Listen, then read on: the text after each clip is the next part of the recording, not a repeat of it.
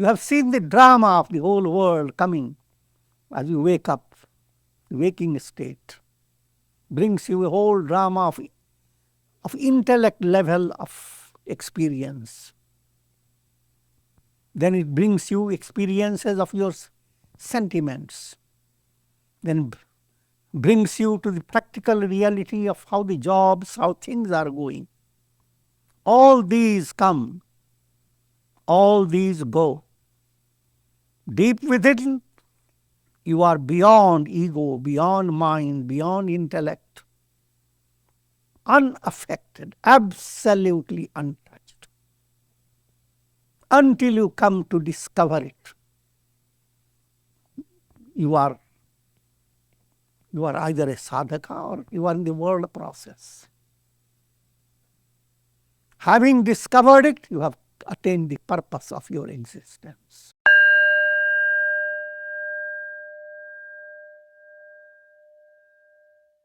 Om Vasudeva Sutam Devam Kansa Chanura Mardanam Devaki Paramanandam Krishnam Vande Jagat Gurum. Om. Adorations to Lord Krishna, the preceptor of the universe, destroyer of the forces of darkness, and bestower of immortality. Srimad Bhagavad Gita, in chapter 6, that is entitled Dhyana Yoga, Yoga of Meditation. Presently with verse number 17. Yuktahara viharasya yukta cheshtasya karmasu yukta swapnava bodhasya yogo bhavati dukkha. If one is regulated in food and entertainments, harmonized in performing actions, and balanced in sleeping and waking, not walking, waking, then he can perfect that yoga, which leads to the cessation of pain. The last line tells you, yoga is practiced for your progress, your prosperity, for your success in this world. But that practice of yoga doesn't put an end to pain. Simply delays the pain, postpones it. You can practice yoga for bhoga, for making yourself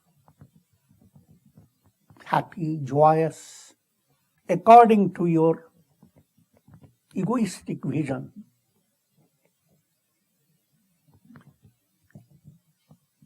Even to have a joyous and prosperous life, you need to practice dharma, righteousness, ethical value. To the extent you have done acts of charity, service of different kinds, all acts of goodness, to the extent you have done it, to that extent you will become more and more prosperous, powerful, and so forth. I will be going on introducing that point. The possibility of the soul to prosper in the world has profound implications. There are different grades of happiness, of unimaginable type. But that's not the true purpose of practicing yoga. And you have to assimilate it with patience. True purpose of practicing yoga is putting an end to the cycle of birth and death, end to pain. All philosophical systems in India focus on pain as your basic target. First to understand, no matter how you exist in the world, it's painful because you have to exit from it. Can be so successful and great, and then you have to suddenly depart from the world. And then you come back. Good news.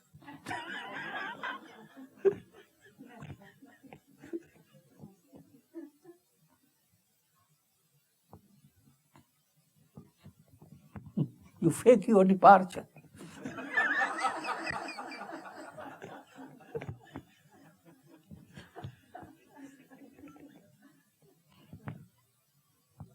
Come back in another body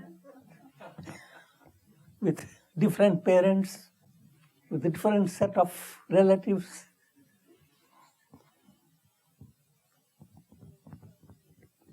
And you move on from life to life, going up or down.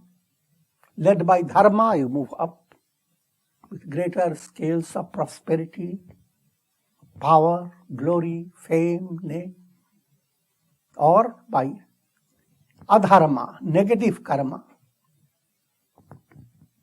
you degrade yourself. In both directions, there is no limit. That's good news. Soul's potentiality is boundless.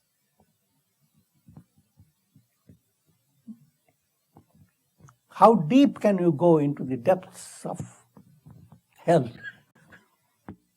How high can you rise towards the glory of heaven? There is no limit.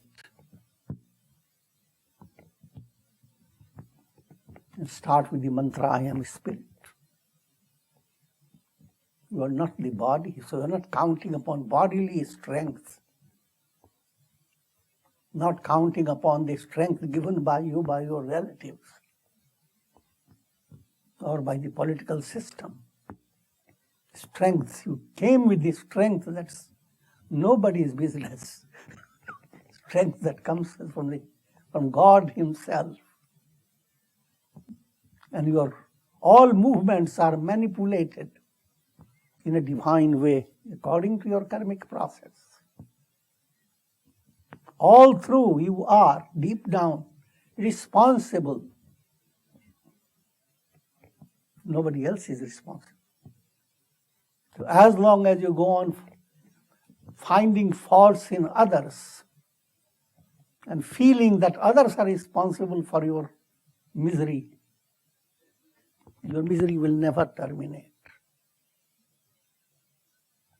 Because you can do something about yourself, but you can't make people do according to what you feel like.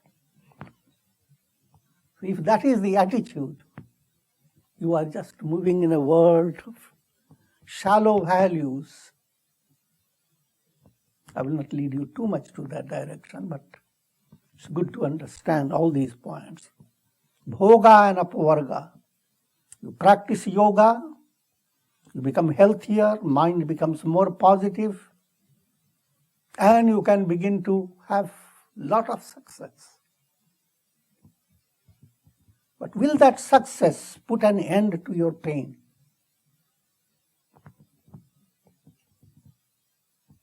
If it doesn't, then you have not understood yoga in a profound way. Your yoga is a lower type of yoga, upper yoga. Upper, not English word, upper term Sanskrit is lower. Para is higher.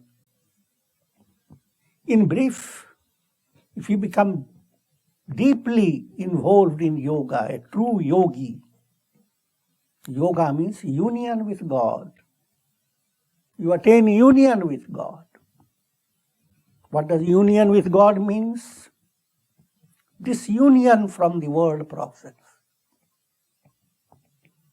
Completely separated from the world. All these, if you don't understand well, create trouble.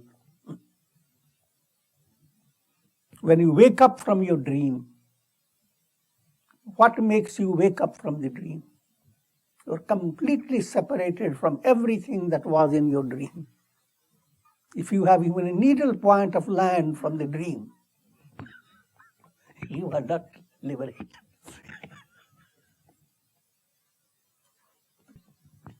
Yoga is the realization of the self. That self alone exists.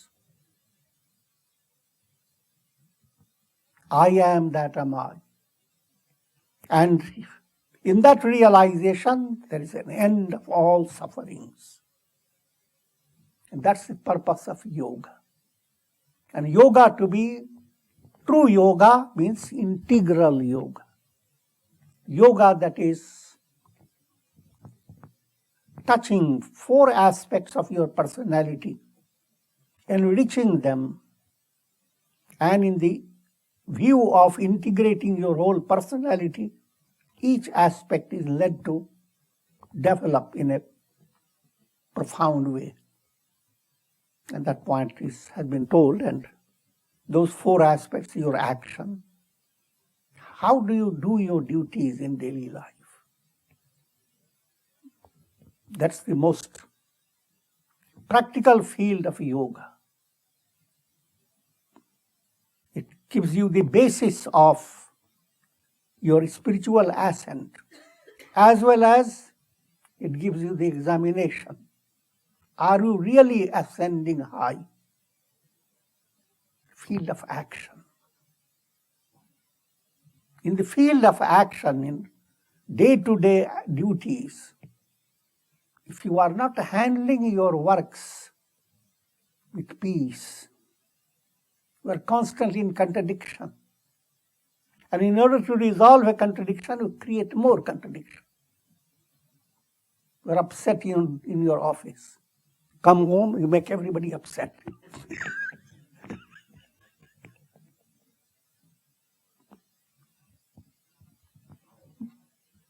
The art of karma has not developed.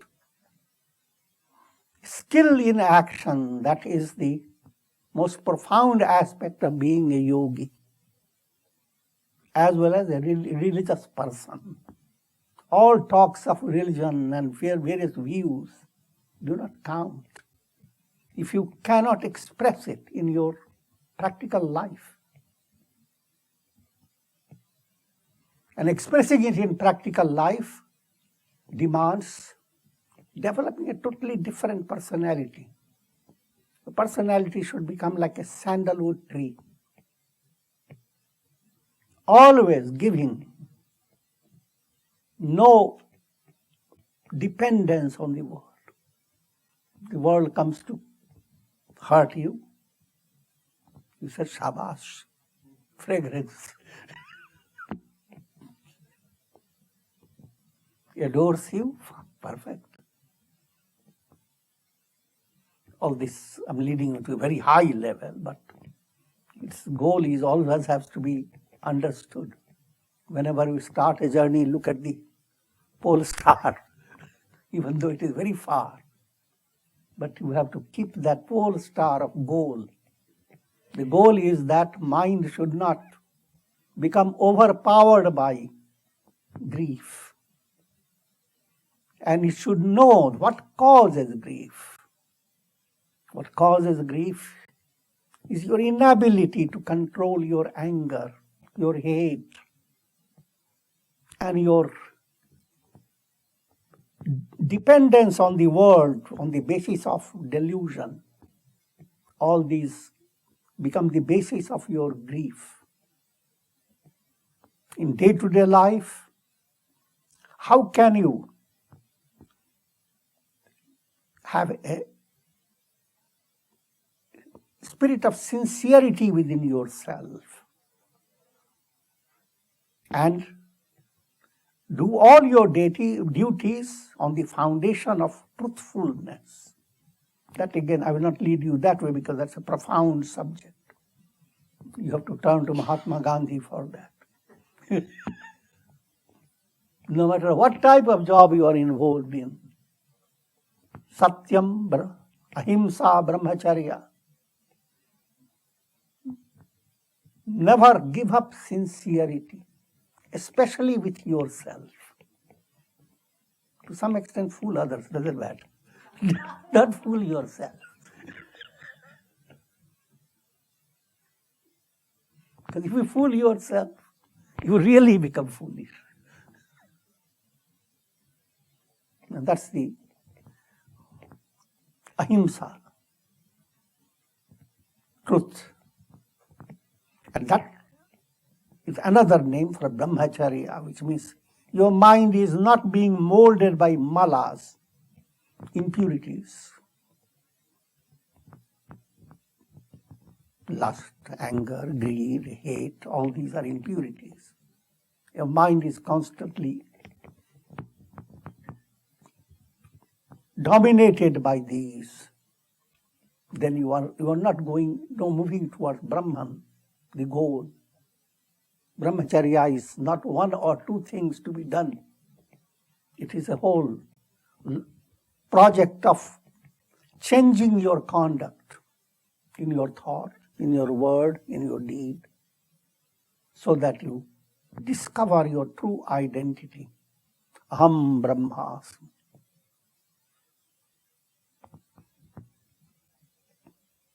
So as I was just pointing out, the integral karma, action, must be performed when that is spirit. The simple way to understand action should be performed to promote chitta shuddhi. The result of action should not dominate your mind. This is the result, that's all I want. Result will come to you automatically. If your focus is on, am I doing it in a profound way? Is my heart in it? With a spirit of adoring God, with a spirit of being serviceable to others, with a spirit of developing divine qualities. Am I doing this work in line with all this goal? Then your work is karma yoga. Your emotions must undergo a change. They shouldn't be shallow. Shallow emotions bring your mind to turmoil, amazing turmoil. A little misunderstanding keeps your heart on a thorny bed. Understanding changes the situation. And your emotions, the moment you bring God in your life, in every aspect of your personality, God in action, you are serving God through your action, then action becomes karma yoga. Your emotions relate to God. Love of God is your deepest urge and instinct within your heart. And so, each spark of love that you experience in the world should give you a suggestion, an indication of God within. If that is so, loving experiences will not create in your mind dependence, infatuation, delusion. But the more you love, your mind will be more and more relaxed, free of illusion.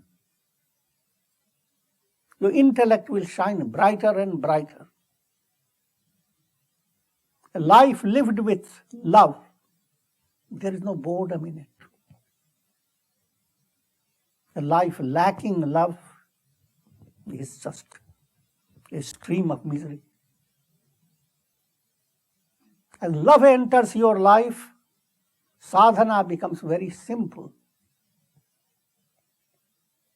Automatically you know what to do and what not to do. But that love has to be growing more and more. simple formula behind it. Go on developing love of God by your japa, satsanga, prayers, listening to the teachings of sages and saints, etc. In this project of changing your emotions into divine love, meditation joins in. That's the role of will within you. When something is so loving, your will moves, I want to have it. That will aspect dominates your mind. If will is weak, your thoughts are shallow. Practice of concentration, meditation, and samadhi is done so that your will regains strength. Begin to develop an instinctive will with which the soul is born. Dhrida sankalp. In other words, you are practicing bhakti, you are practicing dhyana, Raja Yoga, and all this is climaxing, leading you to clarity of understanding. Intellect becomes more and more intuitive, not mathematical. I will give you a simple way to understand. If you are studying scriptures, become a yogi, you are studying religious books. In the beginning, your intellect is mathematical. You hear karma, you ask, so when did it begin? Even if you hear about God, who was his father? When did he begin? I will not lead you to that extent. But the point is, we'll come to realize, yes, karma is the one that I must change.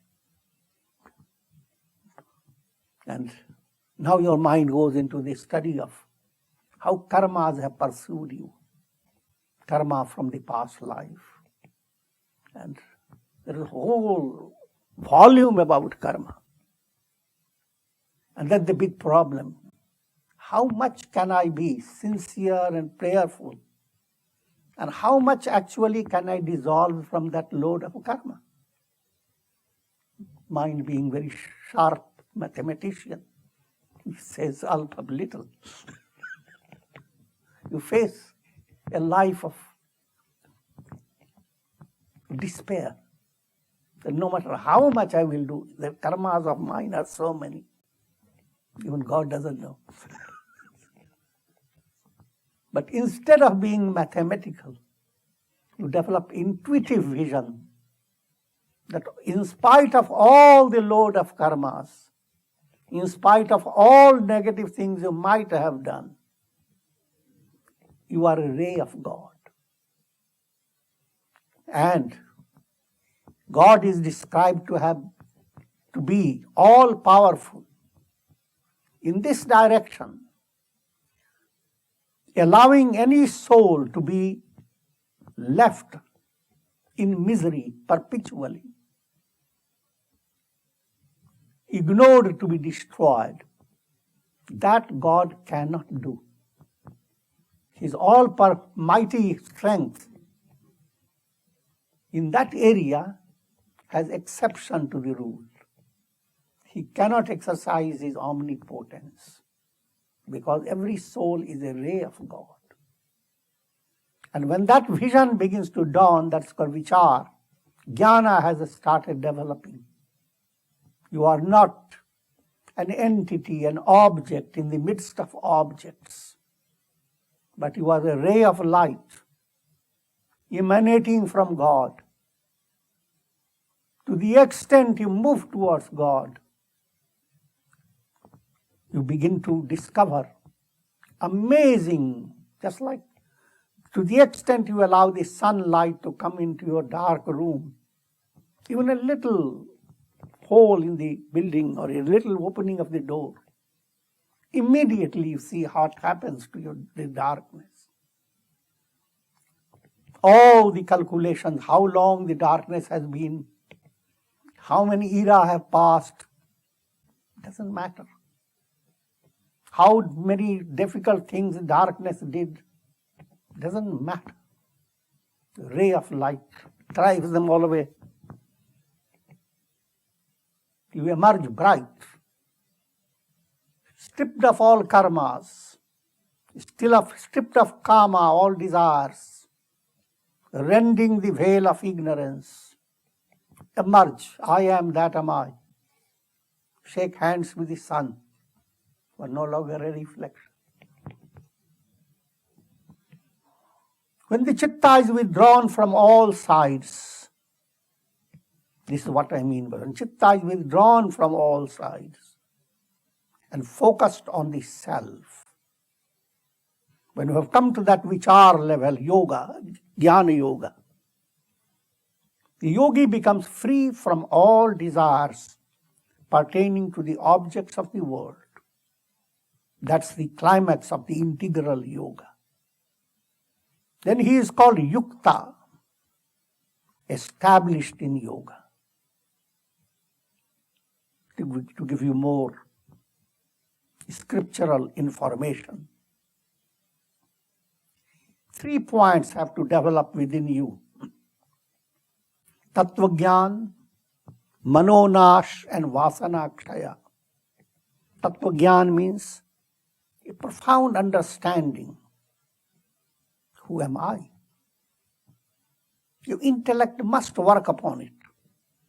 Just like when you take up a job, work in business, your intellect goes deep into it. How can I find any flaw and remove it? How can I succeed? In the same way, simple points you have to understand. All this becomes joyous on the basis of who you are, how you feel within yourself, about yourself. Atmanastu kamaya sarvam priyam bhavati. For the sake of self, all this becomes dear. If that is so, then who am I? Where can I find myself? Am I in the body? The body says nobody.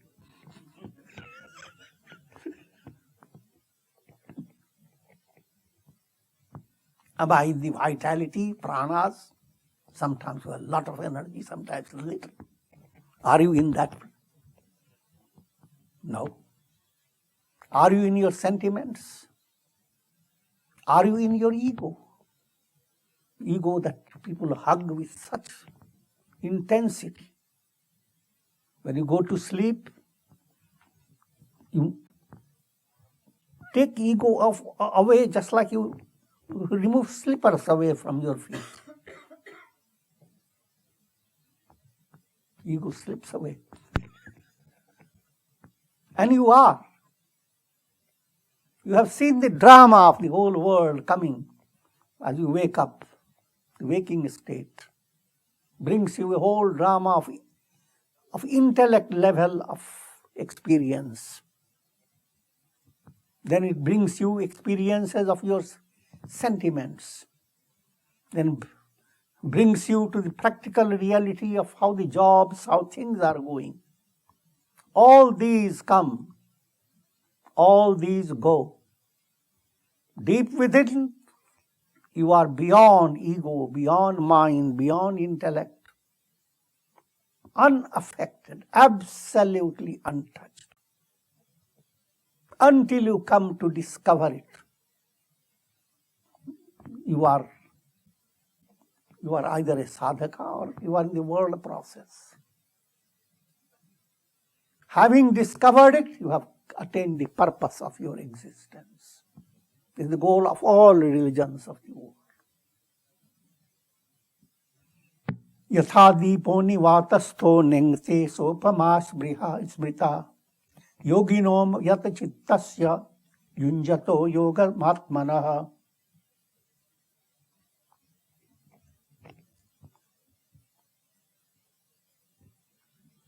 Just as a lamp does not flicker restlessly in a place where there is no wind. So the mind of a yogi that has been subdued by the practice of yoga doesn't become agitated, because the draft of desire is absent. Simple allegorical description is there. A lamp, referring to candlelight, that type of lamp. If the wind blows, the flame goes on flickering. If wind is not blowing, it just stays serenely burning. The serene aspect, flame is constantly changing,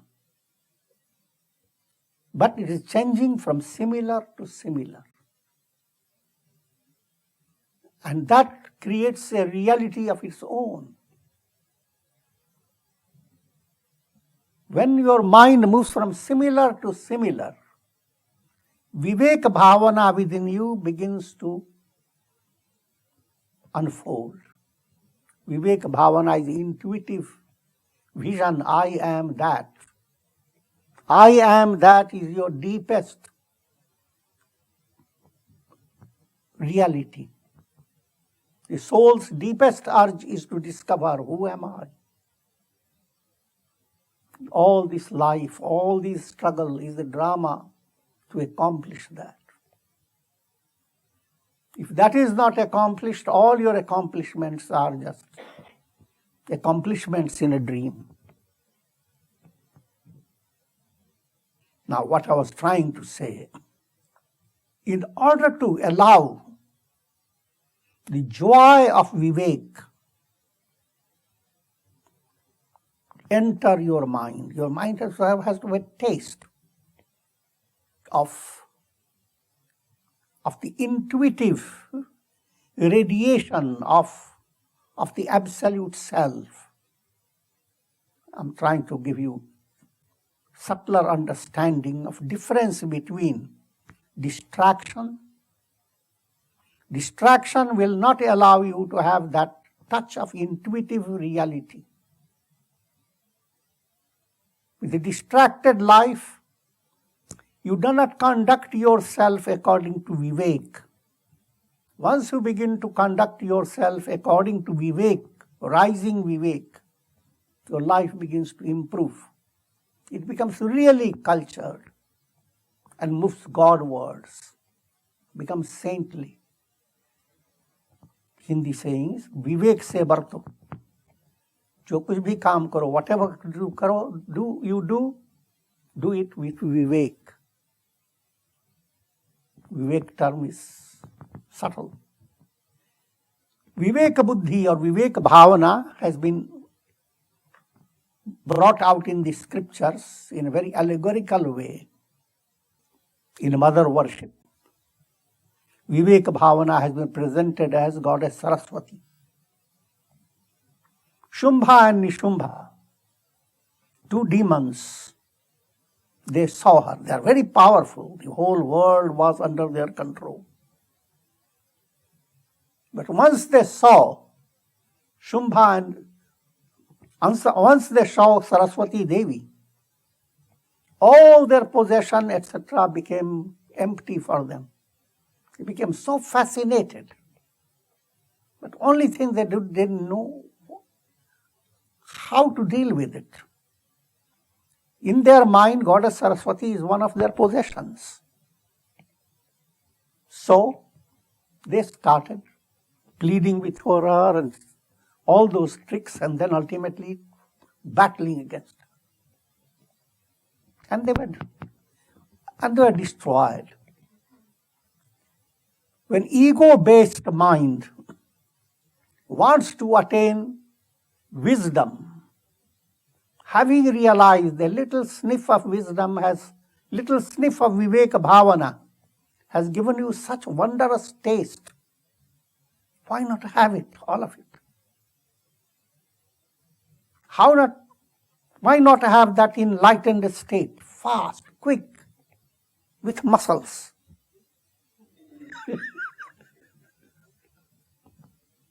As long as you have that attitude, the factor within you that creates that attitude is your Rajasic ego. That Rajasic ego has to be destroyed. So your soul deals with that state. Soul wants to be liberated, but it's identified with the Rajasic ego. Now its movement to that highest goal is a matter of muscles, a matter of possessing it. But all this ends up with destruction. Your ego starts your sadhana, but ends up with realizing nothing exists. Me and mine do not exist. I don't exist. So your sadhana comes to conclusion when the I, Rajasic ego, is effaced. But what I'm trying to give you, that simple point, let me give you a little distracted story. In Mahabharata, those people who have studied, Pandavas were living in the forest, led by their own circumstances. And Jayadratha, a king, who was Duryodhana's brother-in-law. Duryodhana is a Kauravas, evil personalities. He is the leader of the lower self. His sister is Dushala. Dushala means no shield, no good culture.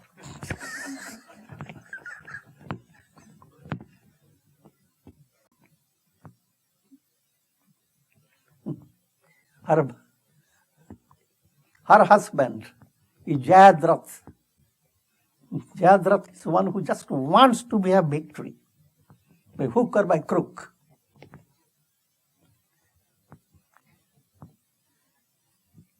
As this Jayadratha is a powerful king, he comes through the forest where Draupadi is in simple gear, doing some chores of picking up flowers, this or that. And he becomes so fascinated by her that he wants to marry her.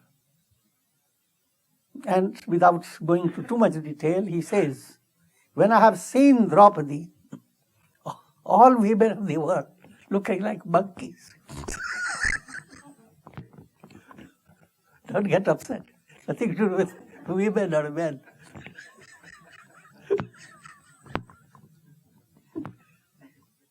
All women replies, all types of Vishaya Vasana, all pleasures of the world, they are what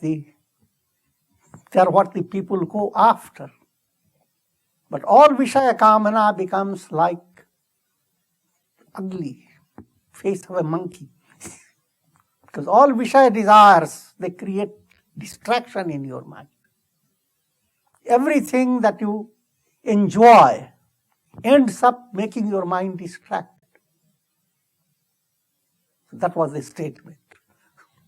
But when he sees Draupadi's face, all this becomes monkeys. When you see the face of Viveka Buddhi, that vision that leads you to realize, who am I? When you have seen that, a little sniff, not having a proper understanding how to get it, that's the state of Jayadratha. That's the state of sadhaka in a certain stage of spiritual evolution.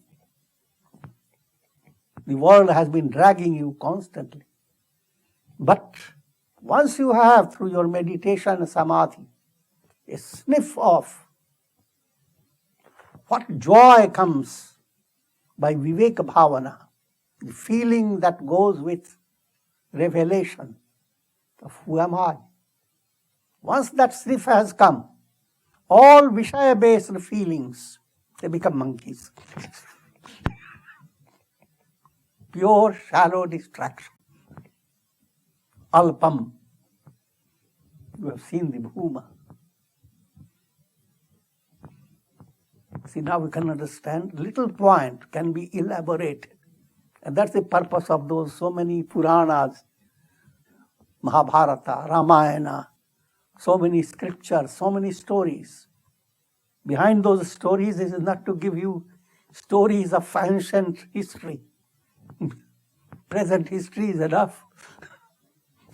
Burdening the mind with countless things of the past. That's not the purpose of the scriptures.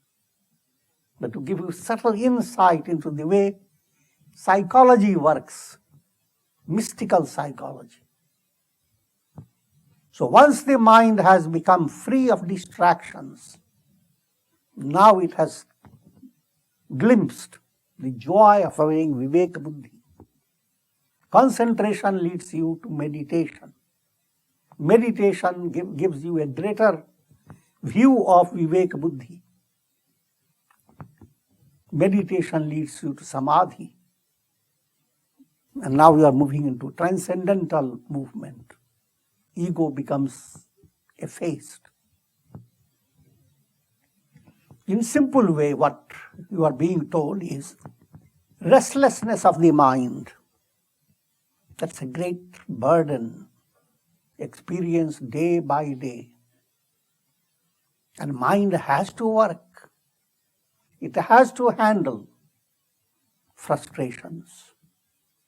It has to handle gain, loss.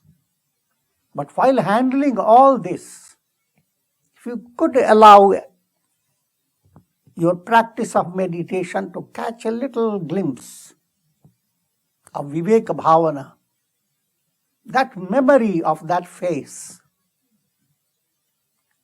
will not allow you to be dominated by worldly values.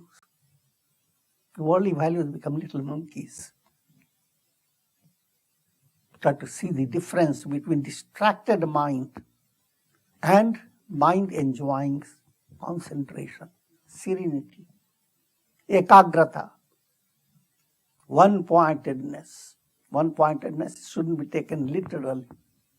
It simply means it becomes Godward.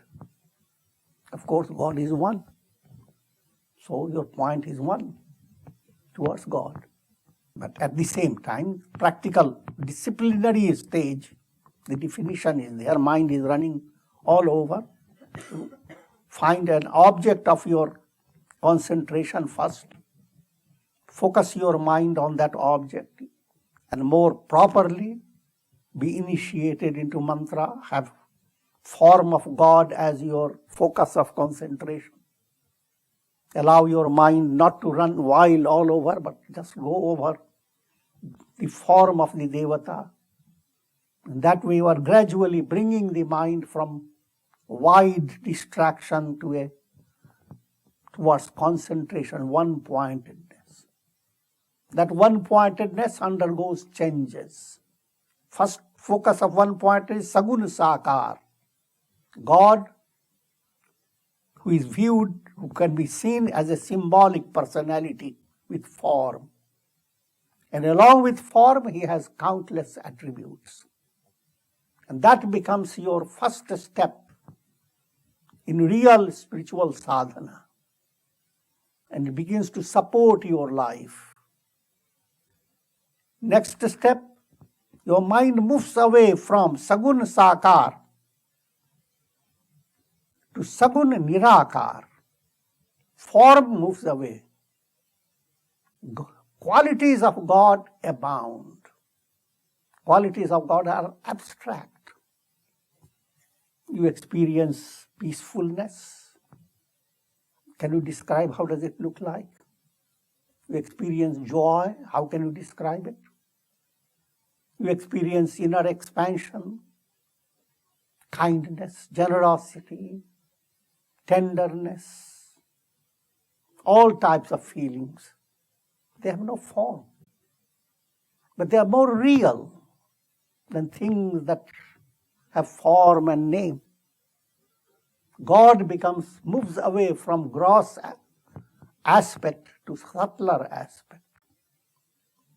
Sagun Nirakar. Now you move further as you become endowed with divine qualities. Moving towards God is to develop divine qualities within yourself. You begin to experience inner peace, even in the midst of turmoil. Your mind is blown away. How can it be possible? It becomes possible. So, your movement becomes more and more towards God with attributes. But you find still another level where your mind doesn't have to deal with so many attributes. The big attribute of the mind becomes dumbness, mona, where your heart is full, your mouth becomes dumb.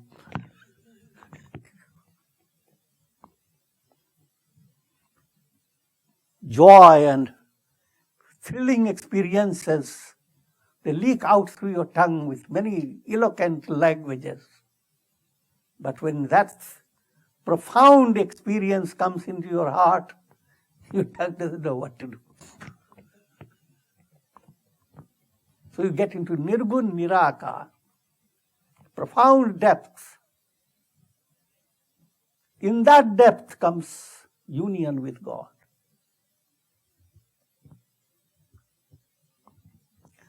Yatro paramate chittam niruddham yoga sevaya yatra chaivatmanatmanam pashyanyatmani tushyati. When it is restrained by the practice of yoga, then the chitta, the mind stuff, reaches the state of supreme withdrawal from the world process. God alone is real. The mind has completely withdrawn. Ekagrata, one-pointedness, has penetrated various forms. Sagun, sakar, sagun nirakar, nirgun nirakar. Penetrating all these, revelation, I am Brahma. It is not a statement, it is an actual experience. When a river enters the ocean, throughout the process of entering, the river may go on saying something. That I belong to the ocean, I will be happy living with the ocean. Ocean is ocean of compassion. I will be extremely peaceful. All that the river may go on saying, but ends up losing itself completely. There is nothing but the ocean. That's what we mean. The chitta reaches the state of supreme withdrawal from the world process. Then the yogi sees the self with his purified mind and rejoices in the self. All the time we were trying to rejoice in a world of not self. All the time we were trying to find happiness in a dream. But no matter how happy you are, that's not real. But now in reality, when yoga has been well practiced, when meditation has opened the window to eternity, now you are really rejoicing. The joy in the self, not joy in the not self. All human joys are in the not self. That's in the nutshell. With this I will conclude. Om Shanti. Om Purnamadaha Purnamidam Purnat Purnamudachyate Purnasya Purnamadaya Purnamevavashishyate. Om Shanti Shanti Shanti.